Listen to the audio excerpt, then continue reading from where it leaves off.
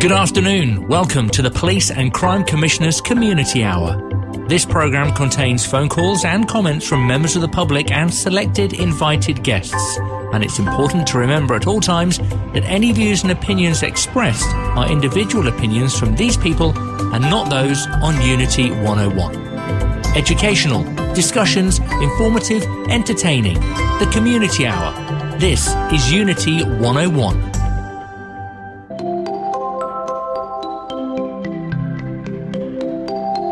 Welcome to Respect on Unity 101 Radio, where we celebrate women who blend cultural pride with professional triumphs.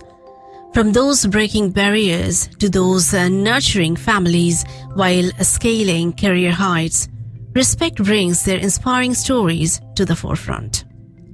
Our aim is to inspire and empower by showcasing resilience, determination, and the power of maintaining cultural identities amidst professional success. So join us in honoring these extraordinary achievements across cultures right here on Respect. Today my guest is Rashmi Mishra. She is an educationist, CEO and the director of IIW, that is the Inspiring Indian Women UK and India. Hi Rashmi. Hi, hello. Hello, how are you doing? All good. Thank you so much for having me. A warm namaste to all the listeners of Unity 101. Welcome, Rashmi, and namaste to you too. So, Rashmi, I'm feeling like really happy that today you are here with us because Indian inspiring women, they are doing a lot, isn't it? And today you're going to tell us all about it. Yeah, thank you so much for giving me this opportunity to talk about Inspiring Indian Women, which we set up at around 2016 as a not-for-profit company in Company House, and we registered in India as well 3 years back. Okay, fantastic. Now, before you proceed, Rashmi, we're going to hear everything about IIW, but let's start from the beginning, yeah? So, can you tell us from the beginning, like where were your parents born and where were you born? Oh, that is so nostalgic. My parents were born in the holy city of Varanasi. Same, I was also born in Varanasi, and dad had a transferable job. So we were moving from one city to another in India, and I got married to a merchant navy chief engineer, and I was also sailing for almost 10 years with him. Wow. And 20 years back, he left sailing as is on a land job and a transferable job, moving from one country to another. Oh, lovely, fantastic. But I'm quite, curious more about your childhood. So, Rashmi, tell us a bit more about your childhood, and do you have some maybe wonderful memories that you want to share with us? Oh, yes. Childhood is always beautiful memories now. Being on a transferable job, always had loads and loads of friends in different school. Till 6th standard, I was in a convent. Then later, because of moving too much around, I joined Kendriya Vidyalaya. And the schooling has been so much full of fun. Enid Blyton's, Hardy Boys, Nancy Drew, those days, even the comics we used to hide and read, there was no TV, no television. And I remember when Indira Gandhi, during that time, we had this television, and there was Asiad, year exact, I forgot, but Asian Games where the colored television came first time in the house, and we were just watching. Must be so exciting, isn't it? Yeah, those beautiful memories of those days of, when the TV just started in India. Yeah. And also Maggie in those days, it was, I'm talking about the 80s and 90s, full of fun. I think this was, we used to play so much outdoor games. I remember, there was a game called Cordy where you had these small, I don't know what you call it, like a shell, Yes, and you have yeah, to yeah. put it up and then pick up 4, and then again up, pick up 4. Oh my God, But yes. then, Yeah, yeah. yeah. And also, that Scotch, the game where you throw stones and hop around the Yes. squares. Uh, Mm-hmm. oh my God, we had so many outdoor games. Oh my God, yeah. It was so fun. True. I used to yearn to play outside, Mm. and because I wouldn't come back on time, and then homework, schooling, and all, I used to get so much of scolding. I was always playing outside. So Oh those memories gosh. are very, Even I'm always feeling remember. nostalgia, hearing all your stories. It's just the beautiful childhood you had. It's Yeah. lovely, lovely. So, talking about childhood, did you have a favorite teacher, like a most favorite one? Do you remember one? Yeah, I remember one Chari ma'am. She used to teach us maths, and I used to hate maths, And the way she helped us get interested in the subject, she would never be with notebooks. She would always have some kind of, things to help us learn it, even if it was simplification or trigonometry. She would have very, of course, not digital something, but some physical things in her hand to tell us this is one, this is you multiply this, all those things. I can never forget. This is in class 8, standard 8 in Kendri Vidyalaya. I don't know where she is now, Chari ma'am. I started loving maths when she was there, and of course when she left, again my interest towards maths went off. This is But I very, do remember. yeah, Rashmi, this is very true. That many a times it has happened. Like, if you have a very good teacher, then your interest is much more on the subject. And if you don't like a teacher, then the focus is just is gone. It's a very true fact, actually, sometimes with the kids. Oh, bless. Okay, so I'm sure, you never know. Cherry ma'am might be listening to you right now in some corner. I hope so. Yeah. Oh, lovely, lovely. So, talking about, again, good things and, your favorite teacher, do you have, or did you have any heroes or maybe role models when you were young? Role models, those days, because I was in convent, so we had so many saints and all those who we would talk about, and also, of course, Mother Teresa for always. Later on, some politicians, we were in awe of. Of course, we were not so much into this. There was no social media, there was no mobile, nothing. So all our information would be either the radio or movies or newspapers. Yes. So. Astronauts, I remember Rakesh Sharma went on the moon, and everybody was talking about astronauts, and Indira Gandhi was those days, So those were the people we would talk about, look up to. And there were some social, because I loved literature, I used to read a lot of stories and novels by Kushwant Singh, and his articles were there in paper.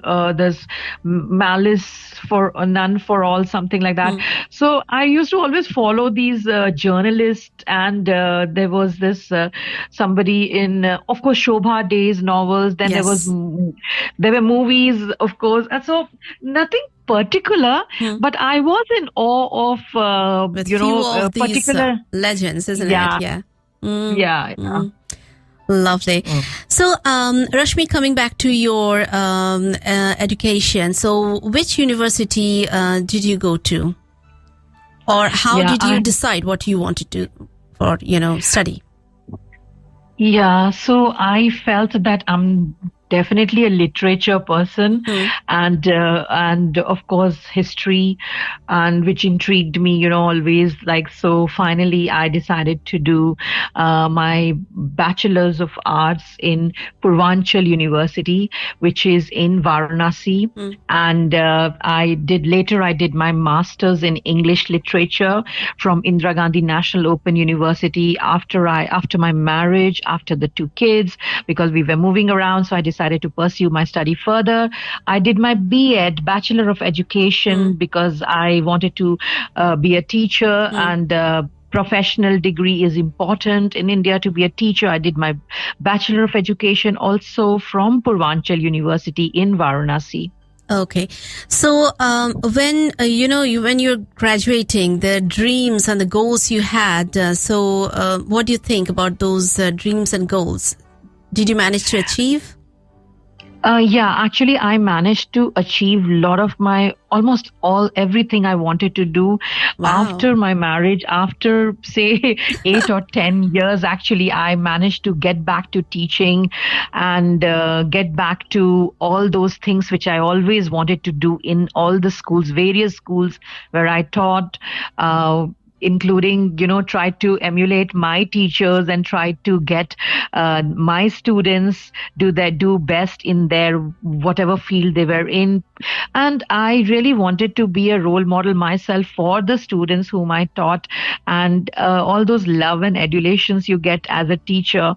I really managed to pull it off quite a bit. I realize now when I still get messages from my students, or they remember me, and of course all of them are my Facebook friends also, many of them. You must be feel so elated, so happy to get all those messages, isn't it, from your lovely students? Yes. Yeah, though I left teaching in India about 10 years back, but still everybody is in touch with me, and they keep on giving me updates about their lives. And I feel that, the fact that you are still remembered, and you still have, understand that you have made an impact on so many lives, makes me really feel that I think I have achieved. Yeah, it's beautiful, isn't it? That's just wonderful that how many people cherish you, and still they cherish you. So it's just wonderful. So coming back to wonderful things again, Rashmi, do you have kids? Yes, I do have two kids. My son, he is a scientist, and he has his own business now. He stays in London, and my daughter is a lawyer. She stays in Netherlands. So both are doing well. Wow, lovely. So were there any, can you tell us what were the best and the hardest parts of raising your children? Oh, the teens, I was expecting this answer. I failed it as teen, because I would be good to the children outside the school and all, but my own children, it would be so tough, and because I never had patience to, to control. And I think I would love to rewind those 8-9 years of the teens, when my children were through teens, so that I can be the parenting tips and the suggestions I get now. I keep on saying, I wish I knew that before. I wish I could do that before. It's an evolving thing, Rashmi, to be honest, because after 10 years it will change again, and the parents, they need to work differently with kids. It's always a changing process. So the children, when they answer back now, and when they talk it back and give their own opinion, it's actually welcomed by parents that, okay, look, he has his own opinion and views, and can not agree to what you say and all, But our time, we would like, how can he disagree? And it would boil down, when Yes. children say no to you, what you want. And that's been very difficult. I really welcome, and today's parents are much better, and they know all that, what we missed out, because of social media, because of so many people blogging about it and all this, so much information, Yes. how to handle teens. Yeah. So, do you want, now you have learned so much, do you want to give any message to all the listeners who are, maybe they're struggling? Do you have any tarkeeb maybe, that how to handle teens? Maybe a one line to the parents. Yeah, patience, patience. We have to really be cool and calm, Maybe when the child is answering you back or not agreeing, leave the topic then and come back to it after a day, after calm head. It's very important. Wonderful. So, Rashmi, do you think now you have such lovely children? Do you think your upbringing, it has helped you in your life? My upbringing, definitely, my parents were strict, and they were, till I was in college, I've never gone for a movie alone. They were so protective about me and my brother. And I think the cultural traditions and the values they inculcated in me made me what I am today. And I feel that I have at least partly, I would say, been able to pass it on to my children, that, it is very important to respect individuals around you, whatever they are, however they are, and never be aggressive and outspoken. I think that's very important in dealing with people around you. So I really remember my parents with what they have, and thank them for what they have given me. Beautiful. Perfect. So, Rashmi, I'm really loving this conversation, and really some interesting facts about you and your upbringing. That's really lovely. So, let's talk about IIW now. So, right now, you are with Indian Inspiring Women, right? Yes. So can you tell us how you got involved? And you are the CEO, so you're the founder member. So tell us about that, how it all started. Yeah, it all started in 2016. 2014, we landed in UK, and then I had been trying to get a job here, and I realized that it's not so easy, despite being postgraduate and a professional degree B.Ed. I struggled, and when I went through NARIC, my B.Ed was not recognized, and only the master's was recognized, and I was like, back to zero. I think I was told that I have to study again 1 year course, and then only I can get a job because I don't even have an experience.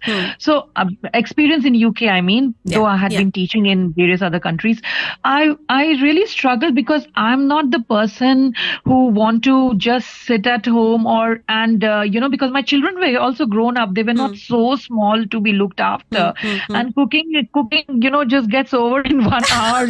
Yes, So I struggled, and then started from scratch as a supply teacher, and slowly pushed myself into a job, into interviews with experience. So I thought that we needed some kind of a community setup where women can be supported, guided, and inspired to do things. And there were 1 or 2 groups, but then we were having some of my friends were there, and we thought that okay, we need actually to be seriously helping and supporting women in the way we can make everybody, each other, fly higher and reach their dreams. So we started inspiring Indian women.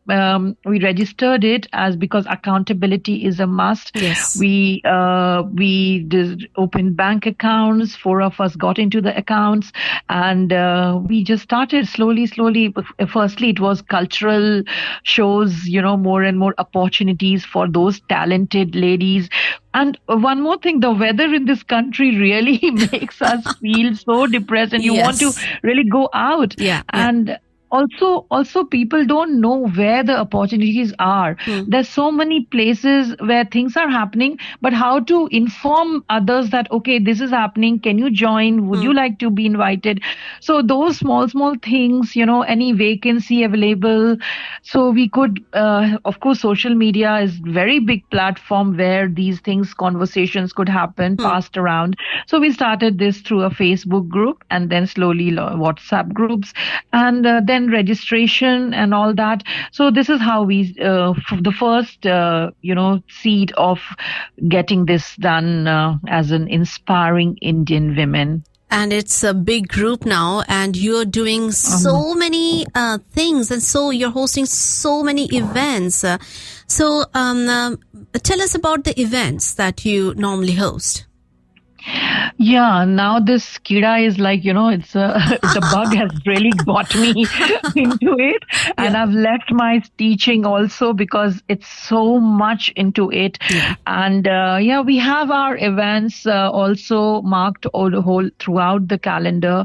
And right now, like we just got over with our women cricket match, which was yesterday at Indian Gymkhana, the historic Indian Gymkhana. Wow. And this was the first time where there were 12 teams from all over UK, from Dartford to Kent to Hounslow, Harrow, you name it, It's almost 150 people were there, players, and then the crowd, and screaming and shouting and cheering for the team. So it really feels nice that, through cricket, you end up bringing ladies who are, some of them didn't even hold bat 3 months back, they didn't even know the rules and how it is played. It was a softball game. So it gives an immense satisfaction that we could manage to bring women together. And also fitness when you are into sports, you end up going to the ground, out of the house. And some of them were telling me that this was their me time. They didn't want anything. They left their kids at home and came all the way to Gymkhana to play a game. So like that, we have badminton tournament in the month of March. Then we have IIW She Inspires Awards for International Women's Day in the Parliament.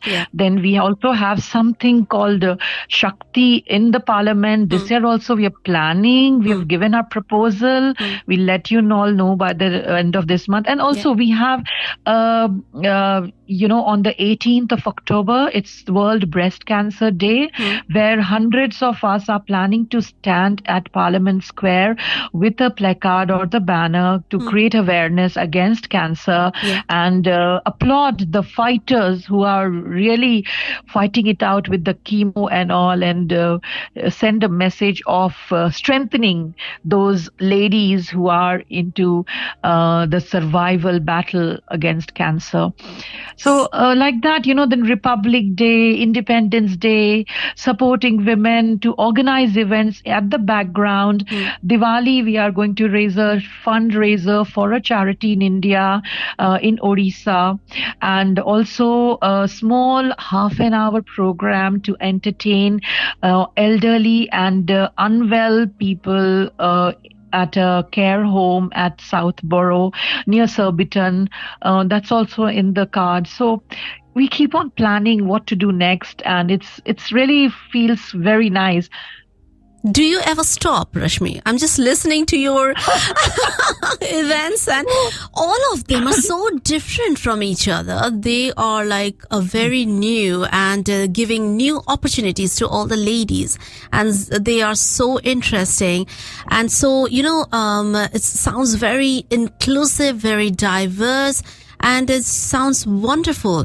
So how do you manage? I mean, so many events. How do you manage normally? You have to tell me and tell us. Oh, it's we have a big team, and each and every event, somebody or the other would be part of it. So we are not like, you have to come. So if anybody can join, fine. Like yesterday's cricket, we had so many scorers, umpires, and ladies who were helping us. And of course, the moment you ideate and put it there on the forum, people just join in, And as for me personally, like I'm just doing inspiring Indian women. I'm not teaching anymore, no job. I'm free from children now. And I think it's the right time and right place and right age for me to be involved. And it's fun. And I also want to thank my husband, because of him, I'm able to manage. And as you know, there's a lot of, you need money to come, go, running around, train, oyster. So I'm like very, very blessed that, he doesn't ask me or anything. Wherever there is happiness, there is okay. Go ahead. you feel happy, you just go on with your life. So blessed in that way. So wonderful indeed, wonderful. No, Rashmi, you are serving the community for you're doing so much, and you're doing wonderful things for the community. It's just too good. And so do you think it's time, May, your dreams and your goals, they have changed? I mean, the dreams you have seen for yourself, like you wanted to be a teacher, but now you are serving the community. So it's a big change, and you are very happy with that. Yes, I never thought that I would be doing this, actually. Never imagined myself as a social worker. But I even thought of, like I'll be retiring from my job, and then with garlands around my neck, I'll be giving a farewell speech and all that. This has been really, it was very accidental, I kept on diving into it one by one on, as the year passed by. Yes, definitely everything has changed. I think it's become better because then and there you were just in your own school, your classroom, but now it's so many, and London is a central focal point, and through London you get connected to so many other community women, South Asian, completely entirely your boundaries increase, and you are not stuck to only Indian women. You have your friends are Pakistanis, African, Indo-African, and diverse Bangladeshi, everyone. So I love it. I love this part of my life actually most, because I'm getting recognition. I'm getting people acknowledging me, respect, and it's immense. I think everything is going for the better. Yeah, it was, so you can say it was a good accident, isn't it? Yeah, exactly. Lovely. So Rashmi, do you have a personal philosophy of life? My personal philosophy would be just to move on with life. Don't hold anything, and keep on just looking ahead. Don't look back and think again and again of those bitter experiences or memories, because it won't help you. It's over. You have to move on, look ahead, and focus more. Lovely. So what advice would you give to your younger self, if you have to? I mean, if you could. My younger self, I would say that I think I always feel that, when you are angry, do not reply back. Calm, give yourself time, and then only when you're angry, just shut every mode of your senses. No reply when in anger, because in anger, when you reply, it always is misunderstood. So better to just be quiet and come back to it later. Lovely. So what do you consider the most important aspect of living a good life? Living a good life is be satisfied with whatever you have, and take life as it comes. If things happen, good. Doesn't happen, doesn't matter. Move on.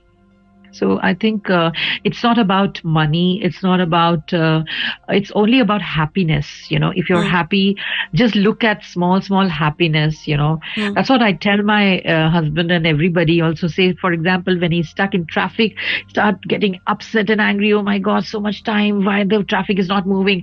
I would say just put on music in traffic and just enjoy that traffic moment also. Yeah.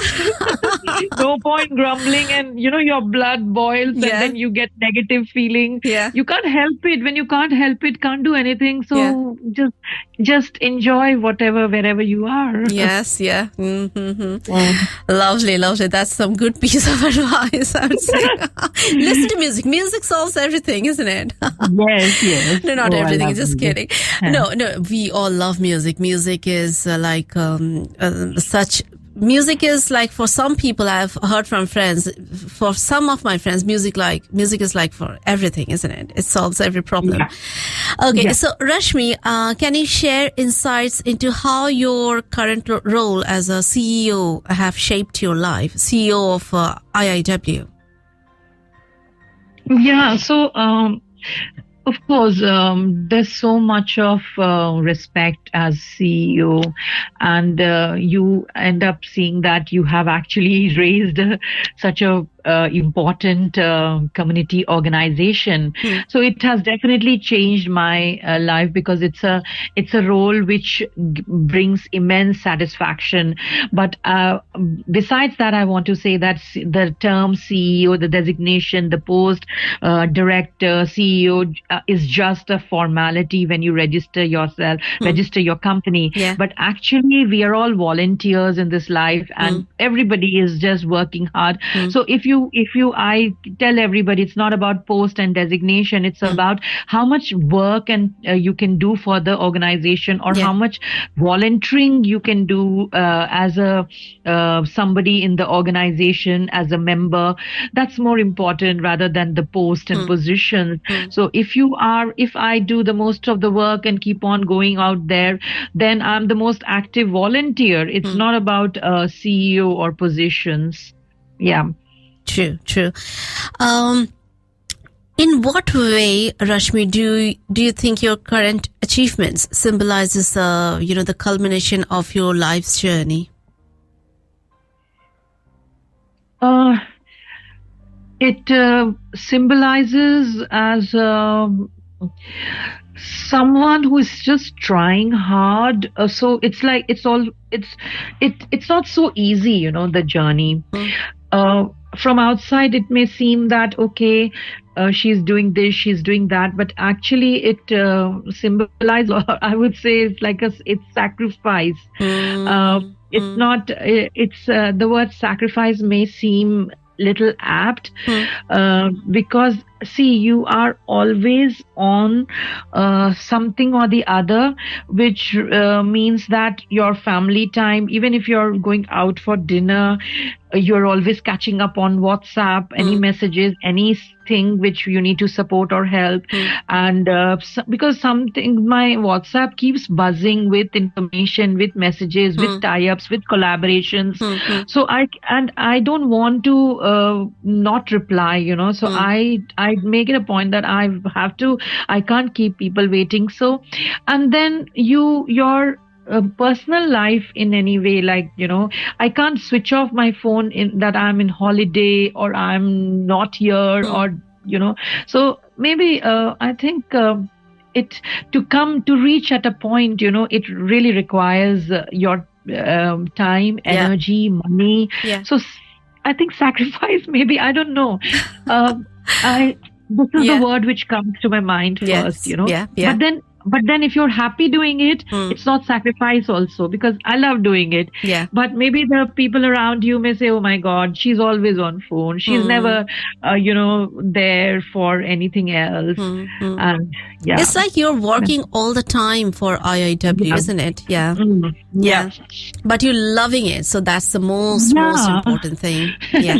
I keep saying you can't, finish the IIW inside me. True. Yeah, no. Very well said. So finally, Rashmi, before I let you go, can you tell us, what do you think has remained consistent about you throughout your life? What has made me consistent? Yeah. What has remained consistent about you throughout your life? Yeah. Okay. Consistent has been the fun-loving me, because I'm always out looking for something to enjoy, and I'm not forced into it, and hence I think I've always remained the actual Rashmi 20 years back, always wanting to jump with joy, laugh, dance, be like the child. I tell myself, come on, I'm not a child anymore. But I think I've remained the same, I don't know the word, but I think I'm yet to tell me that, okay, I have crossed the 40s and I'm 50s. I still feel I'm still 30s, so something I would say that has always been with me. I've not changed in that way, like become serious or, now you're no longer 20s. I don't know. I'm just the same. It's just a number, isn't it, Rashmi? It's all in the brain. So yeah, if you feel like 20, then you are 20. Yes, yeah. Let it be like that. Yes. No, it's wonderful talking to you, Rashmi, and thank you so much for taking your time and talking to us and telling us about IIW, which is a great organization and doing so much for the women and inspiring the women. Congratulations to you on that. Thank you so much, Hemainti. It was indeed a pleasure talking to you, and thank you so much, Unity 101, for having me here. Before you go, do you want to give, say something to the audience, to all the ladies about Indian Inspiring Women and where they can find you, IIW, on the social media page? Yes, this is a big shout out to all the ladies out there. Let's strengthen each other, hold each other's hand. And if we don't like something about someone, we just ignore and move on, but be together. And so to reach for IIW, we are on social media, Twitter, Insta. Just click on Inspiring Indian Women, IIW Global, and you can find us on Facebook, Inspiring I Women on Twitter, IIW Inspiring Indian Women on Insta, and our email is inspiringiw@gmail.com, and we're always there 24/7. Thank you so much, Rashmi. Thank you, and you take care. Thank you so much. Goodbye. That was Rashmi Mishra. She is the CEO of Indian Inspiring Women. It was lovely speaking to her. So ladies and gentlemen, as we draw today's episode to a close, I want to extend a heartfelt thank you to our incredible guest, Rashmi Mishra. Her journey, insights, and the challenges she has overcome are not just inspiring. They're a beacon of hope and strength for many. Her contribution today has not only enriched our show, but has undoubtedly empowered and motivated our listeners across the globe. Thank you, Rashmi, for sharing your story with us on Respect. It's your voices like yours that makes this program a source of inspiration and a celebration of women's achievements everywhere.